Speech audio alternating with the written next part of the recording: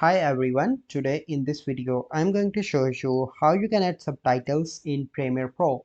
Before getting into this video, must subscribe to our YouTube channel and click on the bell icon. So I'm going to show you how you can add in Premiere Pro 2022, but if you are using the old version, the method is different. So this tutorial is for only Premiere Pro 2022. So the first step, you need to simply select captions and graphics and click on transcribe sequence and click on transcribe. So it will take a few seconds to transcribe the sequence. So once it is completed, I am going to show you. So you can see that it transcribed the sequence. Then you need to click on create captions and click on create. So let me show you. Firstly, mute the video.